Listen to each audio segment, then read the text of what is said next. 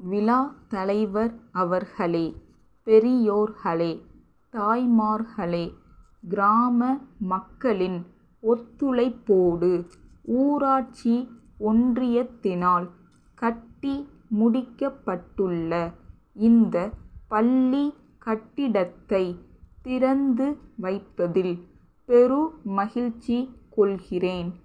புதிய கட்டிடத்திலே பள்ளி அமைவதன் மூலம் பள்ளி குழந்தைகள் மேலும் ஆர்வத்துடன் கல்வி பயில வாய்ப்பு ஏற்படும் என்று நம்புகிறேன்.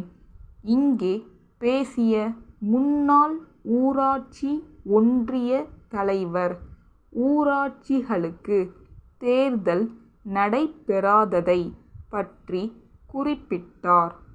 எல்லா உள்ளாட்சி அமைப்புகளுக்கும் தேர்தல்களை நடத்தி ஜனநாயகத்தை முழுமையாக செயல்படுத்த வேண்டும் என்ற அக்கறை அரசுக்கு இருக்கிறது.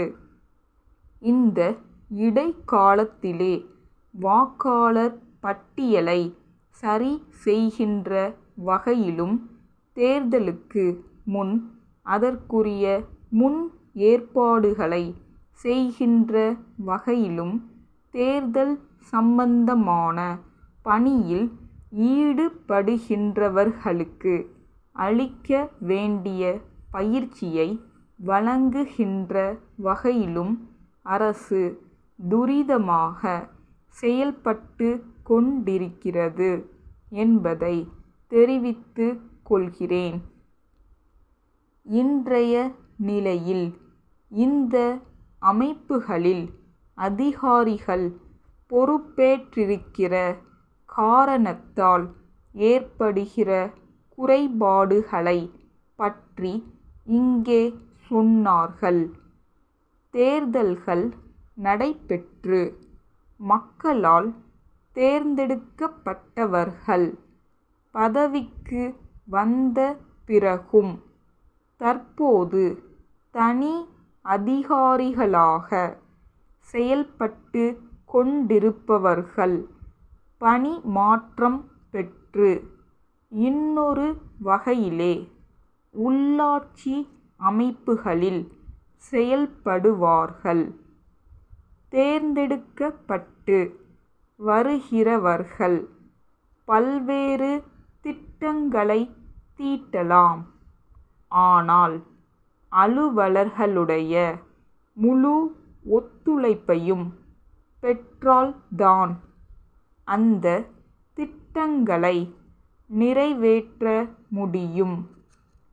அதிகாரிகளுக்கு சட்டத்தின் ஒரு பக்கம்தான் தெரியும் என்றும் மறுபக்கம் அவர்களுக்கு தெரியாது என்றும் இங்கே சொல்லப்பட்டது. தேர்ந்தெடுக்கப்பட்ட மக்கள் பிரதிநிதிகளுக்கு இன்னொரு பக்கம்தான் தெரியும். ஆகவே அவர்களுக்கு தெரியாத மற்றொரு பக்கத்தை தெரிவிக்க அப்போதும் அதிகாரிகள் தேவை. எனவே ஆட்களை பொறுத்து, இயல்புகளை பொறுத்து, அவர்களுக்கு இருக்கிற உற்சாகத்தை பொறுத்து, அவர்கள் கொண்டிருக்கிற அக்கறையை பொறுத்தே செயல்கள் இருக்கும். கிராம மக்களை நல்வாழ்வு பெற செய்யும் புனித பணியில் ஈடுபட்டுள்ள உள்ளாட்சி அமைப்புகளே கிராமங்களில் வாழும் குழந்தைகளின் அறிவு கண்களை திறக்கும் பணியையும் மேற்கொண்டு அதற்கு ஆவன செய்வது சால சிறப்புடையதாகும் என்று கூறி என் உரையை முடிக்கிறேன். சிறு சேமிப்பு துறை இயக்குனர், சென்னை கல்லூரி சாலையிலுள்ள பள்ளி கல்வி இயக்குனருக்கு எழுதும் கடிதம். ஐயா, அரசு ஊழியர்கள் பயன் பெறுவதற்காகவென்றே அஞ்சல் துறையினர் ஓர் ஆயுள் காப்புறுதி திட்டத்தினை நடத்தி வருவதை தாங்கள் அறிவீர்கள்.